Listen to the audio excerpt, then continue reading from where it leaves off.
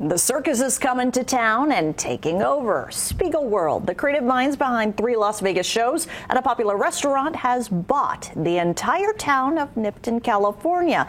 It's an hour away from the valley. Fox 5's Regina Ahn has a sneak peek how they plan to transform it.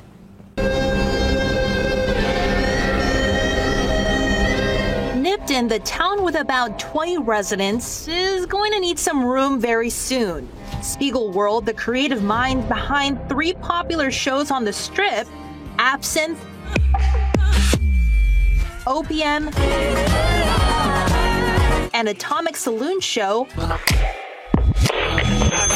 has officially purchased the town of Nipton for $2.5 million cash to become what they're calling Spiegelworld Global Headquarters. Founder of Spiegelworld, Ross Mollison, says there are no plans set in stone just yet. They know they'll put an additional $3 million into renovating Nipton, and over the last 6 months, they've been putting solar in and figuring out what steps to take next. It is something that doesn't exist right now. It'll be something unique. It'll be caravans that are 50, 60 years old that have been renovated.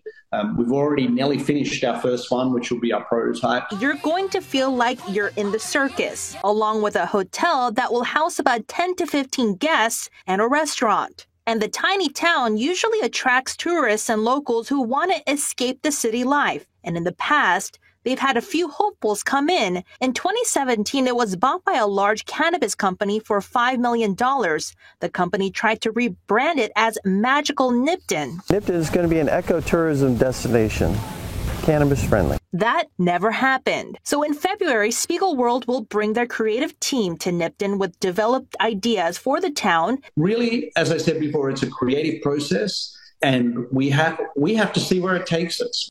Regina Ahn, Fox 5 News, local Las Vegas.